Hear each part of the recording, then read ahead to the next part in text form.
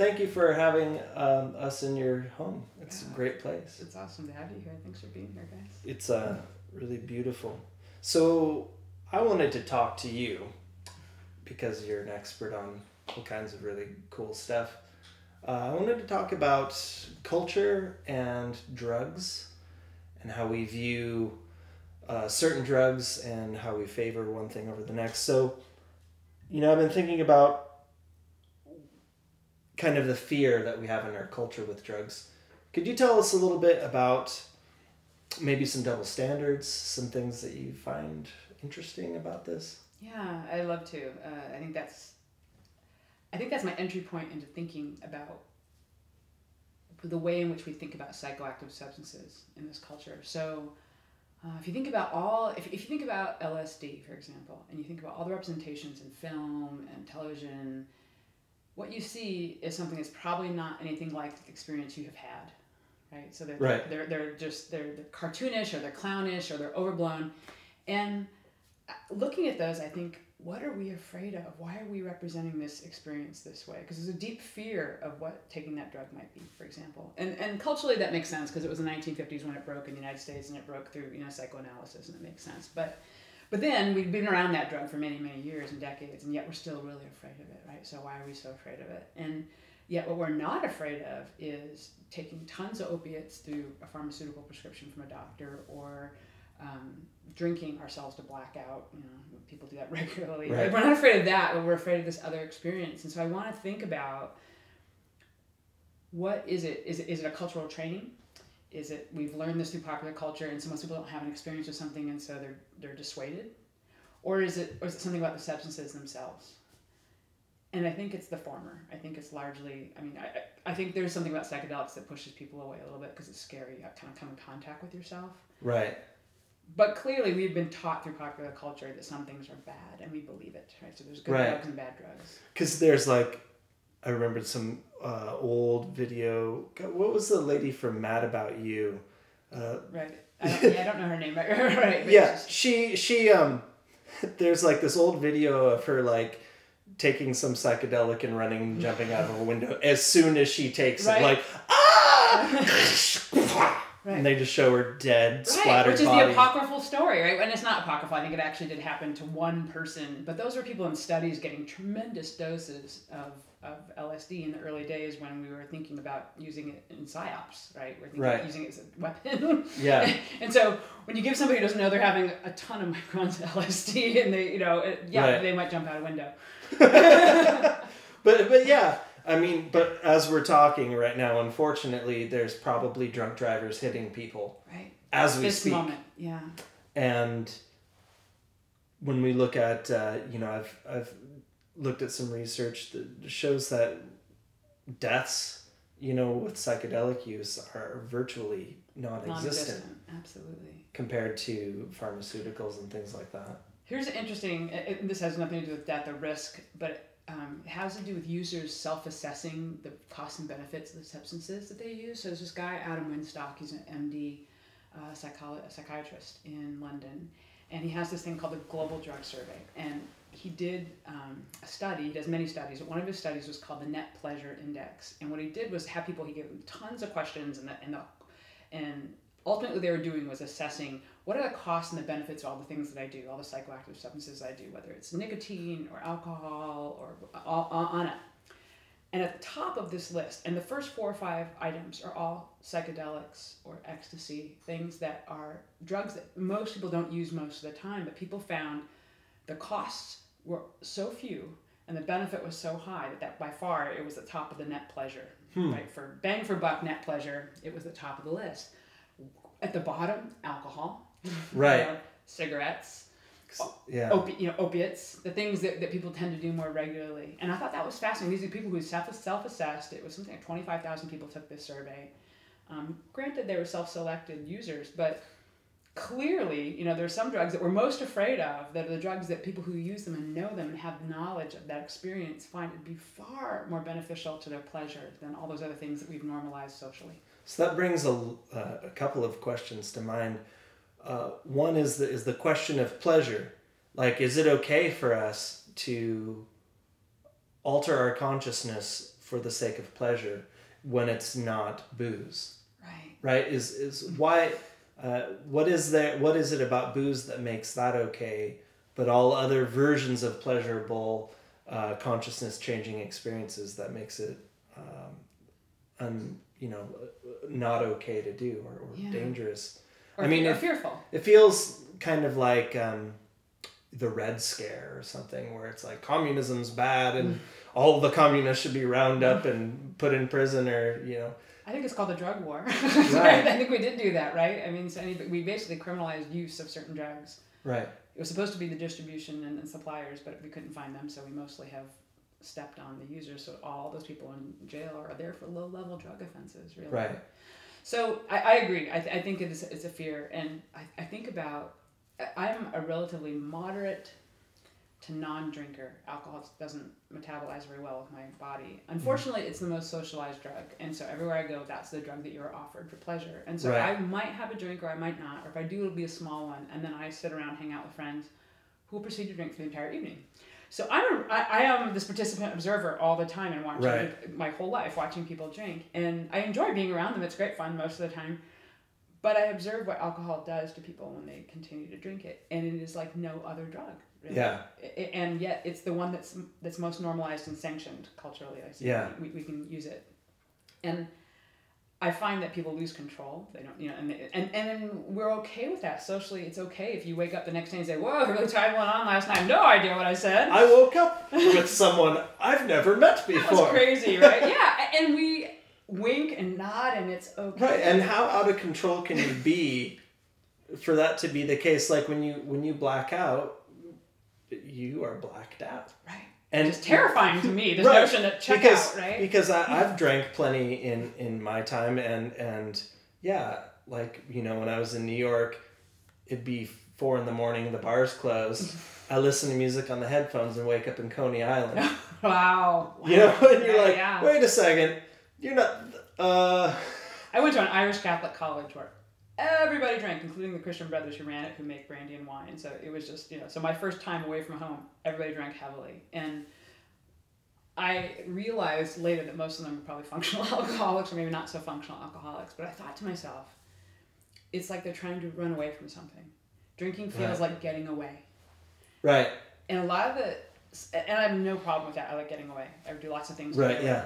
But I think a lot of the drugs that we have criminalized or become most afraid of are drugs that bring you more to yourself. I would agree with that, because I've found, especially with psychedelics, they gently, sometimes not so gently, show you the stuff you need to work on that you've been avoiding. And I think that perhaps that's a part of maybe why societally we're having this thing where we're like, yeah, go ahead and check out and just be mindless for a while and feel like shit about it the next day. But don't do something that's going to make you reconsider the direction of your life.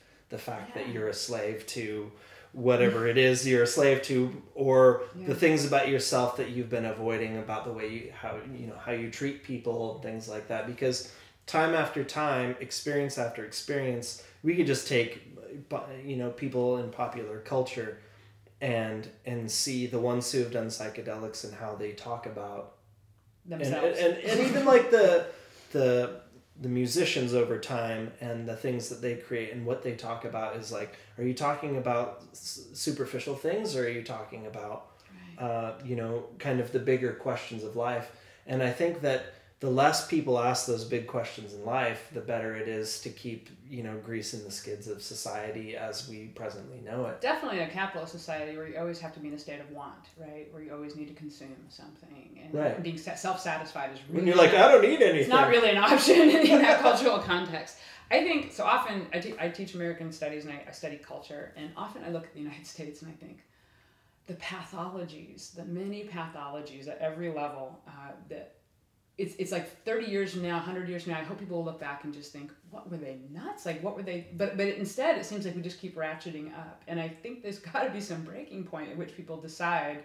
The 60s was a point of just bursting out of that kind of repression, right? And there's got to be another one of those coming soon where people just say, enough of the isolation we've created and all the sort of inequity.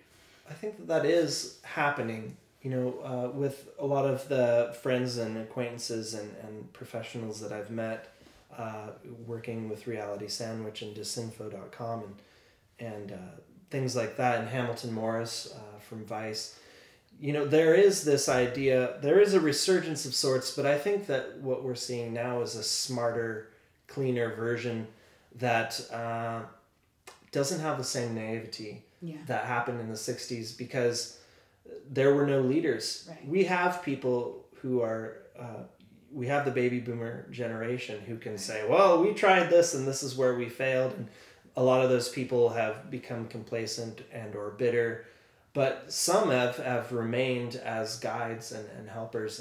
And I feel like the new kind of revival, I guess, that we could see has to do with being thoughtful, having research, having really being thoughtful about how we do these things, and not just being so haphazard about it and reckless. But that also, when we talk about alcohol, you can be totally reckless with alcohol, and you can really get away with it. Yeah. But if you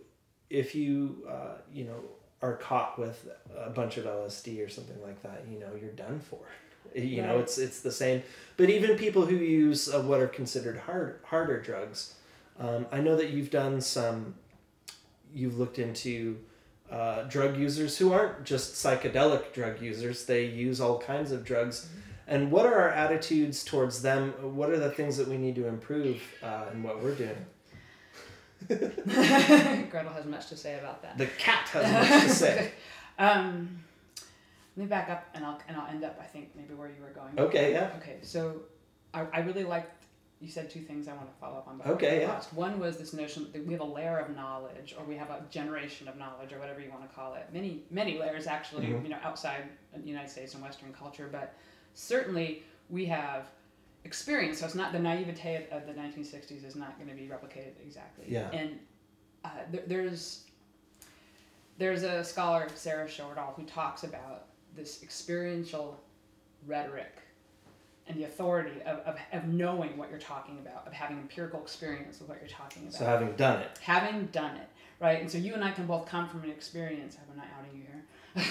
I'll out myself. I've done all the drugs. Me too, right?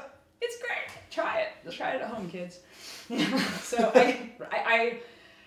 and we live to tell about it. Yeah. And it made us more interesting people. We both think, right? We had that conversation. But I think there's this thing about an experiential rhetoric, a language where people speak from experience that is really missing in this conversation. So, for example, right now, and I'll come back to drugs besides psychedelics, but right now, psychedelics are having a resurgence in research communities where suddenly people are saying, oh, PTSD or depression, So the original way we came upon psychedelics in mainstream American culture was through psychology, and we're going there again, right? And so this idea of this drug can be helpful, and it's like, hell yes, it can be helpful. It can be incredibly helpful at putting you in touch with yourself, right? And kind of getting in there and getting to know yourself a little bit and going to those dark corners and checking it out and realizing it's not horrible to go in that dark corner. Maybe you can go a little further next time. And, so that experience, and the more people do that, it'll become normalized, like getting shit-faced or whatever. Like we need to get it to the place where Hallmark is making greeting cards about your first trip. Yeah. Hey, I heard you had your first trip. Happy 21st birthday. Yeah. Some people will, end up barfing, all over themselves, but no, you saw God or, a three-headed bumblebee or whatever, And you live to tell about it. There's a friend of mine's daughter just turned 21. She's a good friend. They're good friends of ours. And they took her out for a drink, and the whole experience on social media was about how, her liver is strengthy, and it was this sort of, we're introducing her to alcohol, which is of course silly because if she's been drinking all along, but formally they could go out and enjoy a martini together, right? And I thought, that's nice. It's actually kind of nice socially that you can do that with your family. Be like, all right, now we're legit.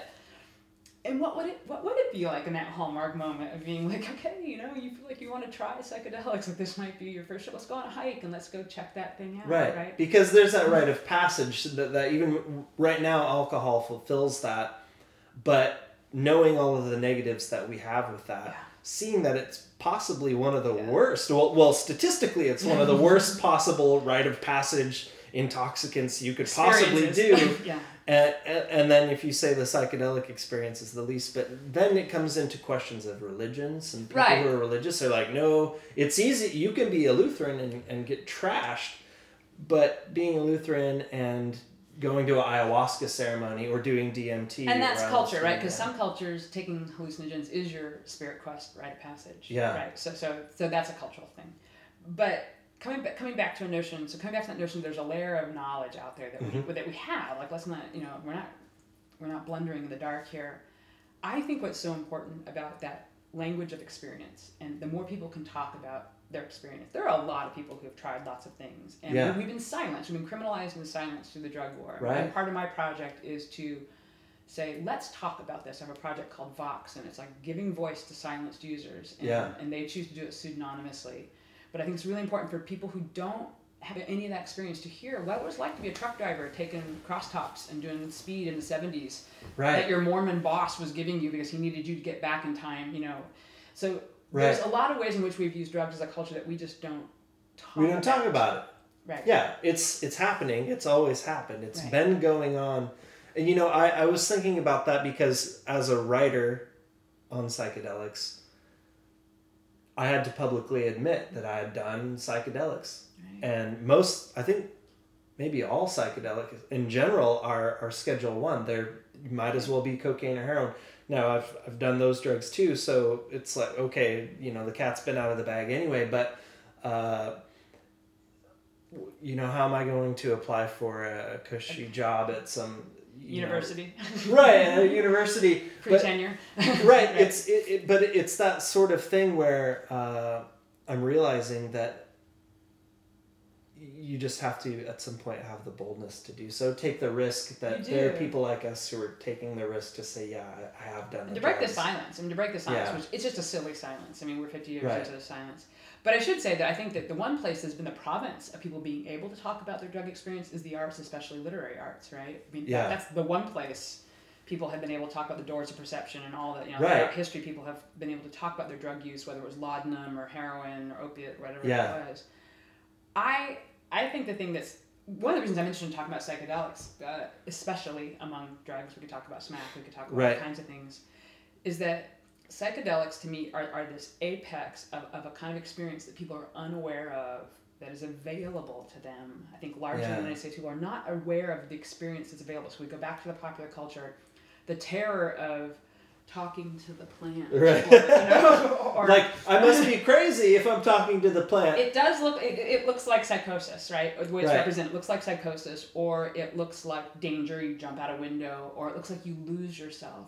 But what's so interesting is the research that's done, and this is one of my favorite things about some of the new scholars that are coming up. The research is being done about users and how they talk about all kinds of substances, and it could be huffing paint to doing psychedelics. Yeah.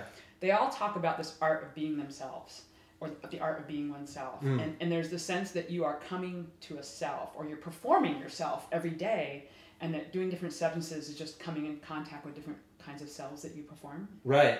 And so in the United States, we have one or two selves you can perform. You can be a chain smoker, you can do this, and even that's kind of lost its cachet. Now we've legalized marijuana. And in Washington State, all the fear people had about that, it makes me laugh, because here we are. Right. What's happened? There's not hookers on the streets. There's not like mass murders anywhere. It's like it's complete. It looks, walking down the street, it looks exactly the same. Like it did. Exactly. And except that there's this, I think they might have shut it Except down. that there's more revenue coming into There's a little more tax revenue, we hope. And the interesting thing about the legal marijuana movement was that the idea was to create what they call a white market instead of a black market, right? And but by bringing new consumers into that white market, so they're appealing to the soccer mom, or there's this great company called the Weed Bus, and they might have gotten shut down in Seattle because it was a party bus where people just rode around from shop to shop. I mean, and I thought, this is like binge drinking. You don't binge smoke pot, right? I mean, who does that? Right. I mean, some people do smoke all day long, but you kind of become inert after a while, and you can't really do much. So maybe you go out and party and do that after a while. You're just sort of like, I just want to lay on the couch and eat chips. I just need a burrito.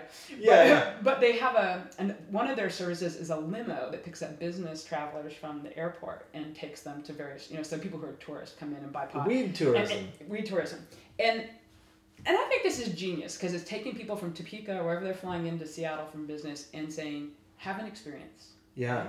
Imagine if you could do that. So I think this notion that a lot of drug users have of coming back to oneself. If the only self you've ever known is an altered self, the only alterity you've ever known is drunkenness, which really, as you said, among the options, it dims the light bulb. It's pretty muddy, right? Yeah. Like, what if there were these other options available in a safe space that were alluring people? So the weed bus, by the way, is this red kind of crazy party bus, but then the sleek limo they send to the business people looks like their world. And they take them to the most Santa, sleek pot shops, and they're very scientific and explain what's going on. Right. And it's an experience that is curated for them.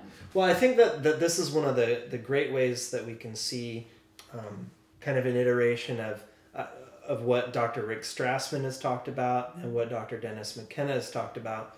I've interviewed both of them, and they've both said we need to find a way in which people can feel like they're in a safe environment to go through a regulated and watched over pleasant psychedelic experience. Yeah. Kind of like going to a day spa, or similar to what you're describing. I like that. But imagine instead of going to get a massage and a mud bath or whatever, maybe you get the mud bath and you eat a bunch of mushrooms and you chill out there, because there's like this there is that fear factor that we have involved, and I don't think it ever leaves, because as often as I've done psychedelics, there still is I would say like a healthy uneasiness, and it's not because it's bad or because I'm afraid. It's more because I know that there's going to be good stuff, and then there's going to be stuff I have to confront.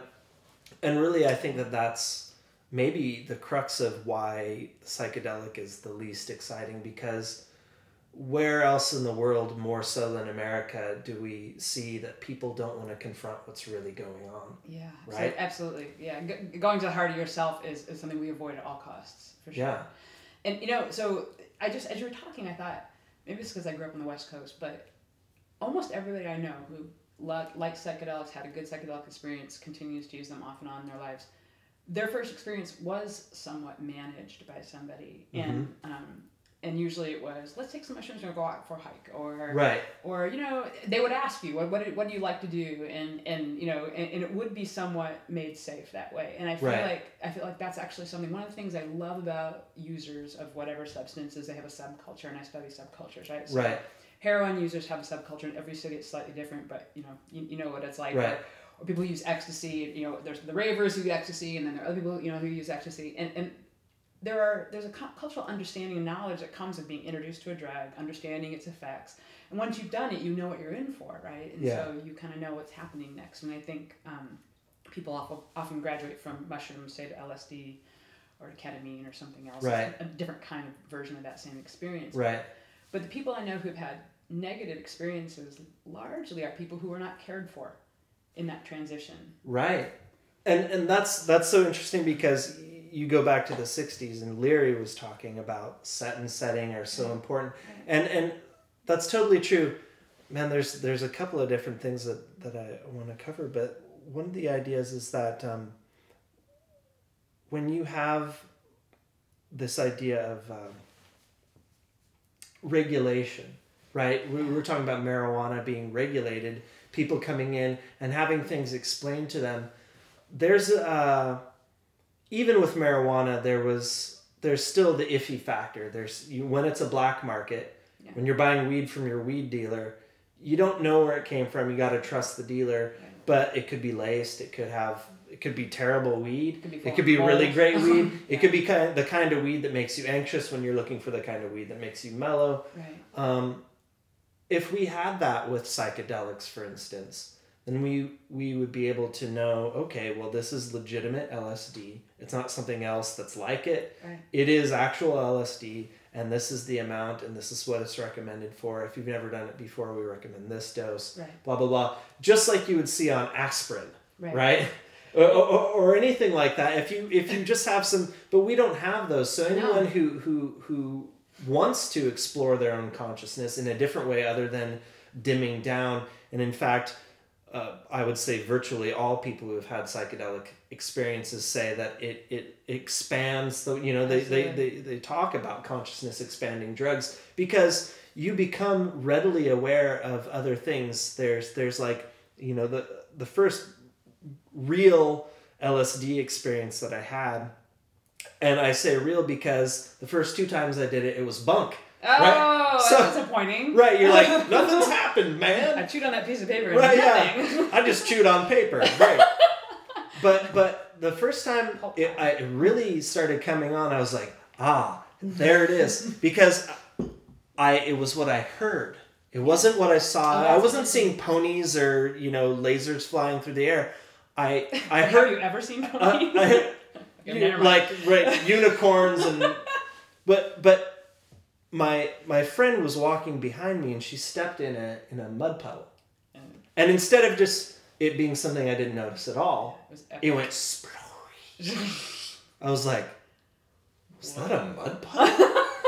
Wow. Best mud puddle I've ever heard. That was beautiful.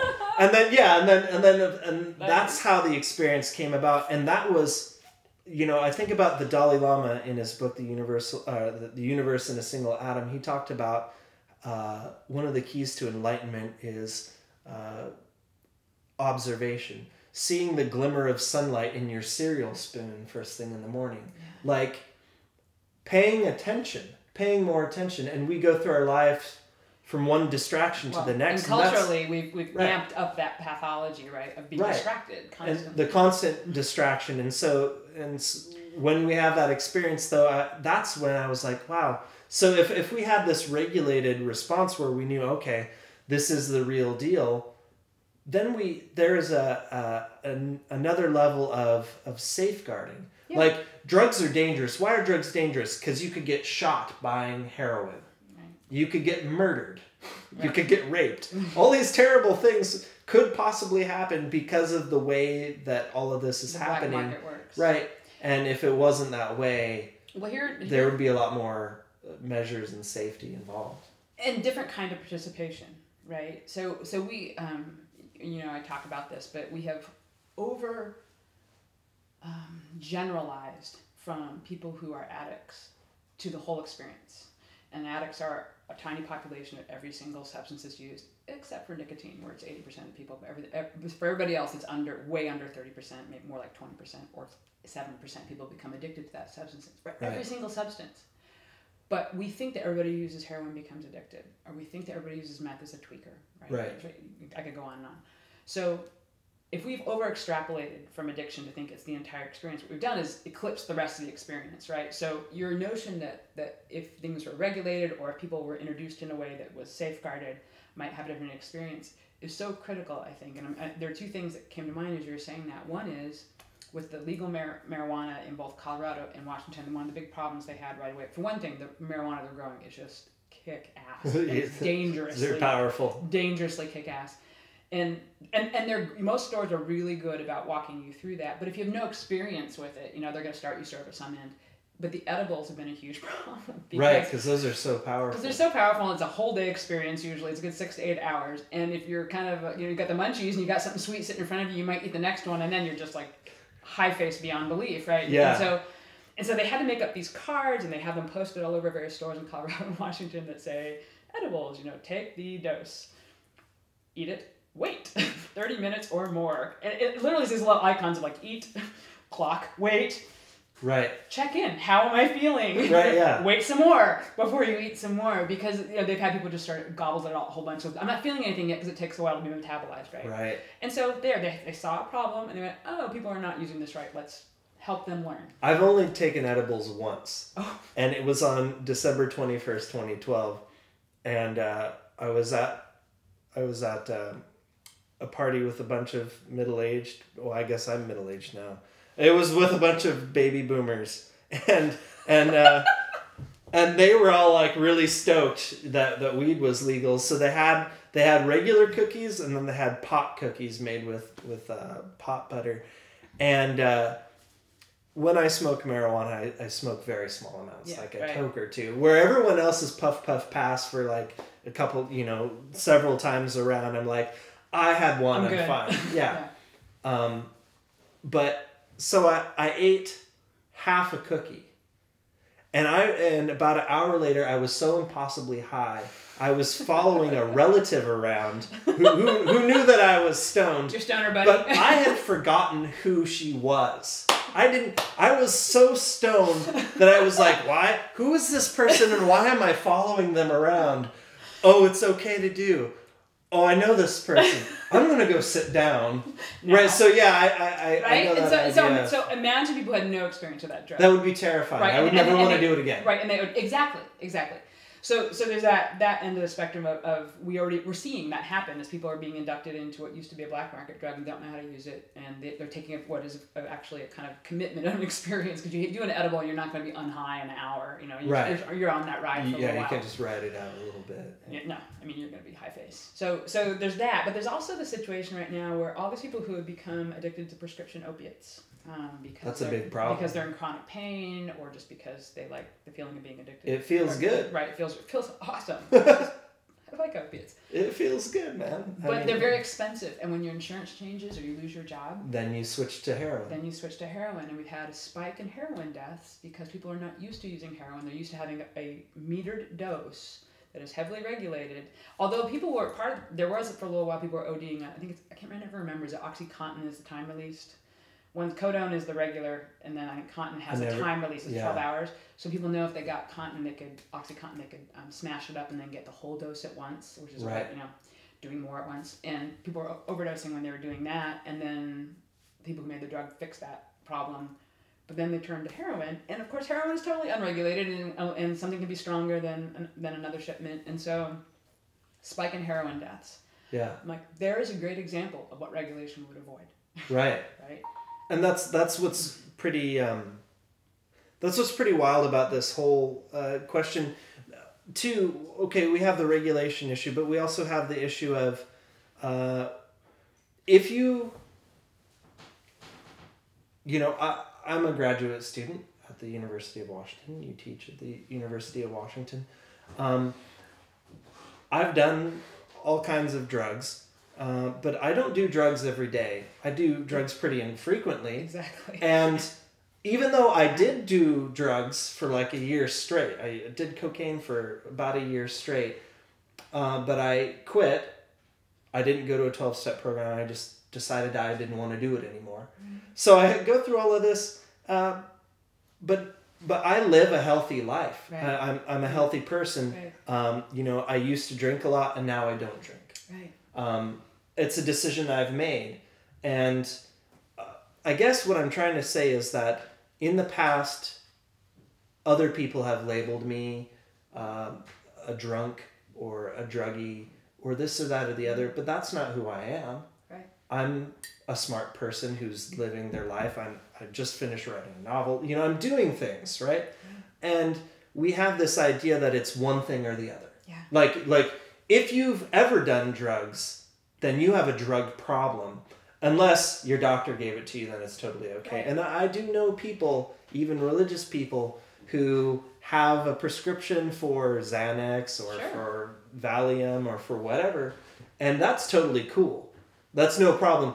But you can't tell me that doesn't feel good, that you don't do it. I mean, when I broke my leg, I had Vicodin, right? And after the Vicodin was done at some point, it wasn't for pain management. And I was like, oh, well, now I'm going to save these for when I want to take them when they're good. Yeah. And that's people, to be honest about, let's be honest, that's something that happens and that's what we And that's we pleasure, right? I mean, coming back to pleasure. And I think for me... But just because I did it doesn't mean I'm a junkie. No. And in fact, this is something I think that the normalization of alcohol has really shaped the way that we see psychoactive drug experiences broadly, because most people don't have other drug experiences, so they extrapolate out from their alcohol use. So if I can drink, I could not do this, but I see lots of people drink 1 to 4 beers a night, every night. Right. They think, oh, people who do these other drugs must be tripping every day, or, I'm doing coke every day before I go teach or something like that. And it's like, no way you could do that. And actually, I don't really think you can drink 4 beers a day every day and probably be a very healthy person either. Right, yeah. But culturally, there's a lot of lack of health around our alcohol use, right? Yeah. And so there's a lot of abuse. We have binge drinking among adults and teenagers in ways that a lot of other cultures don't have it, because we just don't. we haven't learned how to modulate. We supersize and we supersize our experience, exactly. And I think this, for me, that there's this term for this that I write about. It's the experience of using any substance, and I think of using psychoactive substances as alterity. You're experiencing a slightly different version of yourself, right? On one hand, you're coming home to yourself. Right. But on the other hand, it's a little different than your day-to-day experience. And so whether it's a couple glasses of wine at the end of the night, or whether it's smoking a joint or whatever it is, it's different. So that alterity is a sense of difference. And the phenomenology of alterity, or the experience of that otherness, is something that if you're familiar with it, you know how much you can do it or not do it, right? Right. You know who you become when you do that. Right. And the cost and benefit, going back to the net pleasure index, right? So if, for example, I like to run.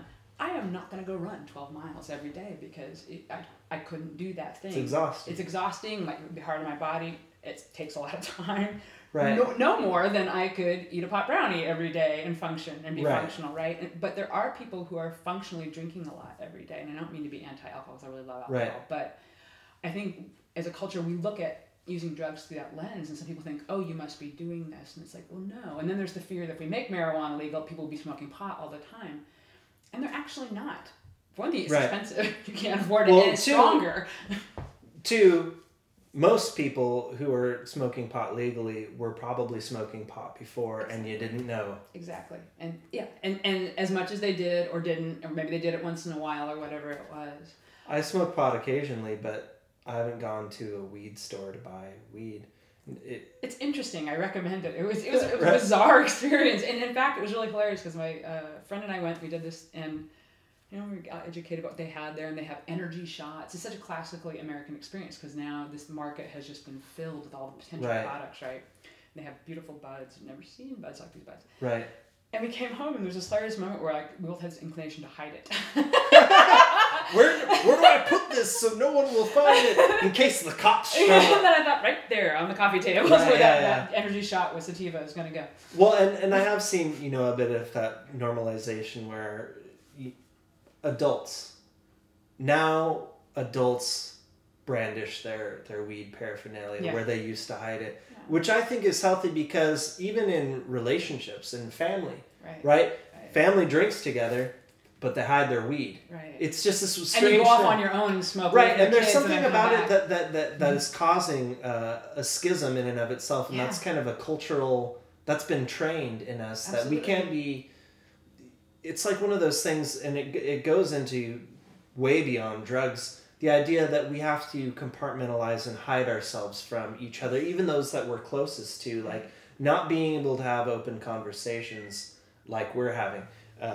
About drugs and things like that, but that's really important. And that notion of hiding from the ones we love, right? So going out of the room and smoking some pot if the kids are there, whatever it is.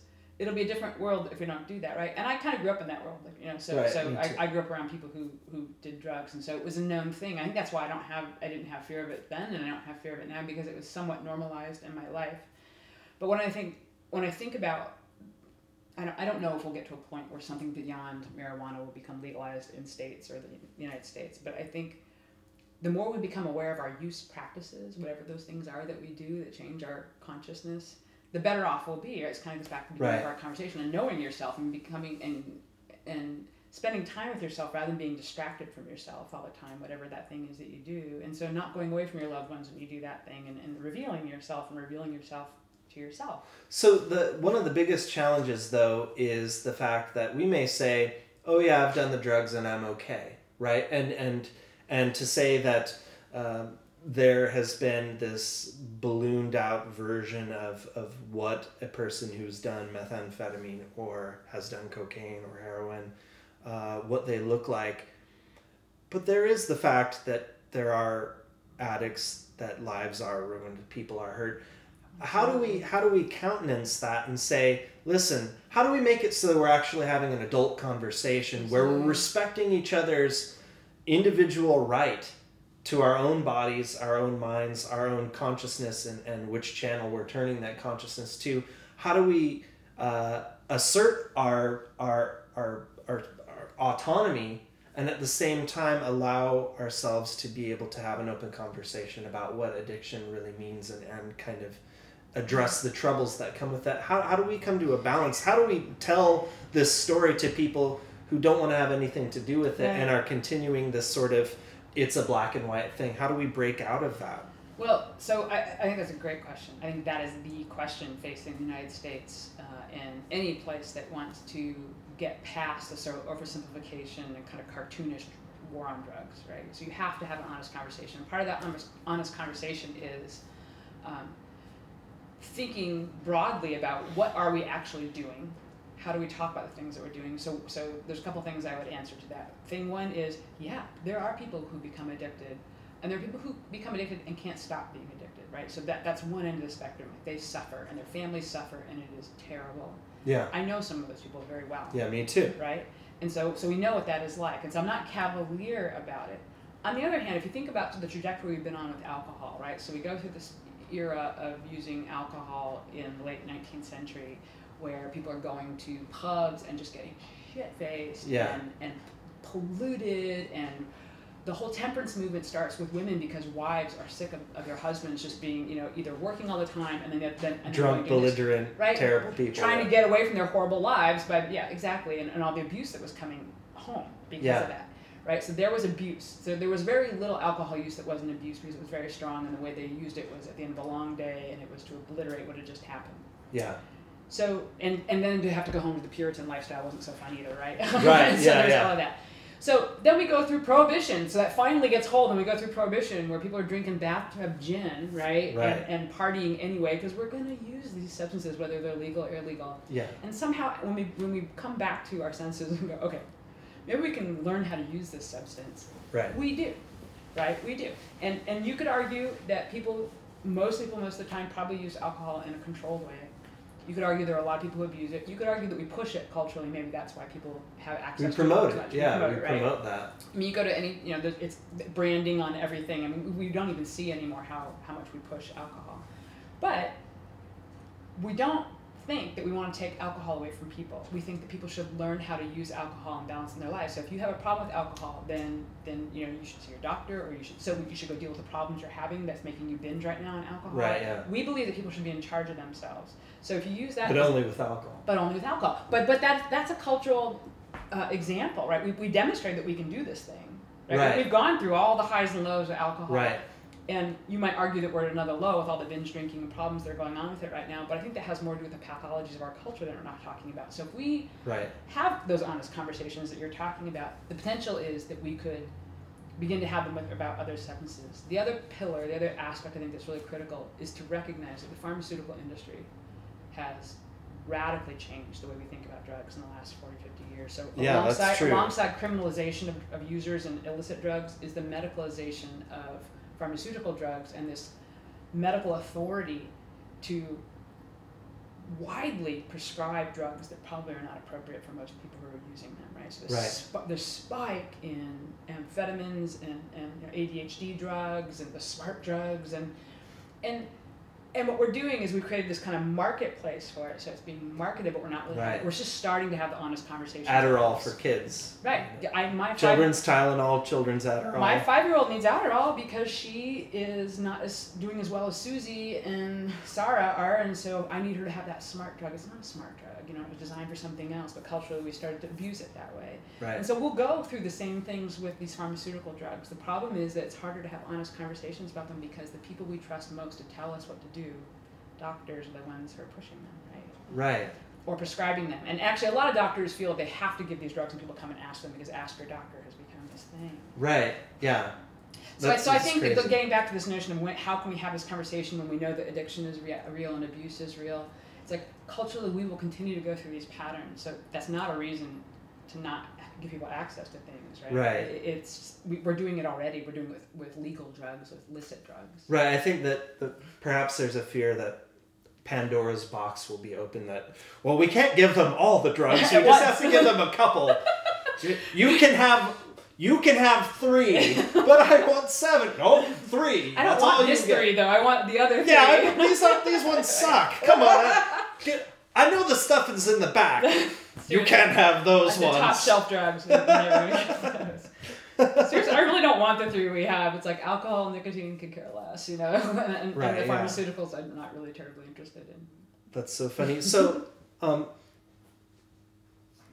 the philosopher Michel Foucault talked about the psychedelic drug as the elephant in the room, like as one of the kind of the key things that our Western society is avoiding. Mm-hmm.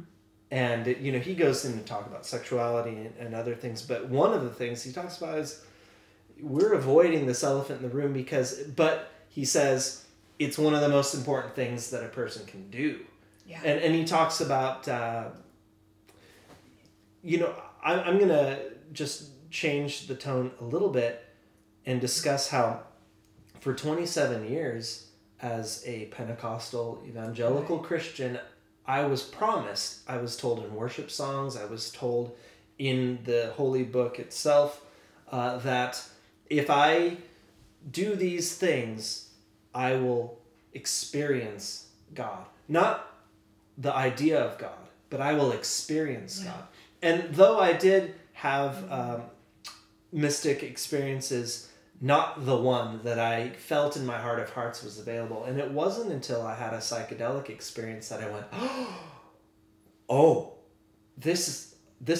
my goodness, this is it. Yeah. And not to say that I saw God, but to say that other side, that perception, all of these things made sense. All of a sudden, certain scriptures made sense, but it wasn't just in the Bible. It was in the Vedas and in the Tibetan Book of the Dead and all these other descriptions of what's going on, and it all opened up and it started to make real sense to me, and it brought me to the feeling that a lot of religious scripture and a lot of religion is kind of like reading someone else's psychedelic trip report and turning it into a rule book, but you never get the original experience that inspired it, and so therefore it's always just it's like giving your kids the box that the PlayStation 4 comes in. Here, guys, I got you a PlayStation 4. And they're like, oh, it's a PlayStation 4. Wow. And they open it and they're like, well, where is it? Be like, it's the PlayStation 4. It's all over the box. Can't you see it? Love it. You gotta. Use it. Yeah. And they're like, but there's nothing in there. You're not trying hard enough. Right. You look. You can see it's a PS4 written on the side. And that's kind of the way it feels sometimes. Or the way that it felt, at least that's how I equated it. It's like, in salesman terms, they say, you sell the sizzle, not the steak. I never heard that. That's a great saying. But that idea that it's not the steak itself that you want, it's the idea of it and the kind of the pomp and ceremony. But to me, the fundamental change, the like catalyzing change in my character where I really became empathetic, when I really actually started to care about other people, came after that psychedelic experience and the manifold forms that the different psychedelics show, kind of like the different perspectives of a couple people watching an event. Right. They'll all say something that one person didn't notice, and they'll be like, oh, I see that. Right. Wow, that's amazing. That's a great insight. And I guess, I don't know where I'm really going with that other than to say that especially the psychedelic experience has given me something that all these other things promised but couldn't follow through with. And once I realized it, I didn't feel like I was a fool anymore. For a long time, when I left my religion, I thought I was a fool. I was like, there's nothing to this. There's nothing here at all. Empty promise, yeah. And then I realized, oh, there is something. I'm trying to remember. I think you're on... For me, this is exactly what we've been talking about. I think where you're going with this is sort of the same road we've been traveling in this conversation. I think it's Aeschylus, I don't know, one of those ancient Greek philosophers, said something like, and I'm going to apologize to all the classicists in my life right now, because I'm going to gargle this, but said something like, know thyself. I can't do the original Greek. Know thyself. Know thyself, right?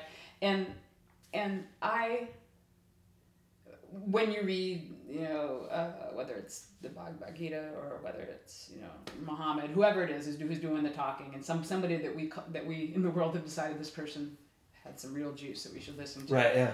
they're all about doing that very thing you just said, right? Listening to each other, being empathetic, understanding somebody else's experience doesn't have to be the same as yours, but honoring it, having compassion for them regardless of their experience, like all those things, right? And part of that, it's really hard to do that thing, and I'm going to say something, I hope I don't alienate a lot of people by saying this, but I lived in the Bible Belt for a while and taught there, and I loved, it was a great, I needed that as experience as somebody who'd grown up on both coasts. Right. I needed to live in the middle and meet the people who grew up in that world because I didn't have the same kind of background that you did. And what I realized is a lot of people do get sold that story, and they leave bereft and bankrupt home, and they come to college, and then liberal arts college, we're sort of just throwing stuff at them, and they get angry, or they come out, or whatever it is that they go through as a person, and they're beginning to know themselves.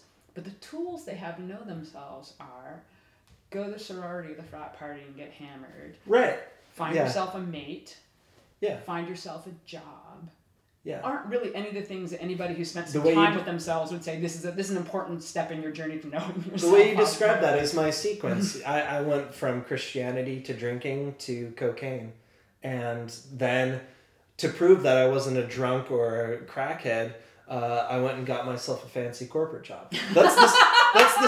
You said the sequence of events, and I mean, there it is. But that's I don't think that's alienating. I think we're having an honest conversation with the family. We're having that conversation. We all know because we've all participated in that. I don't know anybody who hasn't. Experiential knowledge, and this is what I wrote the book, The Quest for Gnosis, talking about experiential knowledge, and I think that this is what one of my favorite writers, Graham Hancock, has said, especially talking about what he refers to as the war on consciousness. Yeah, absolutely. Is this idea of telling people they're not allowed.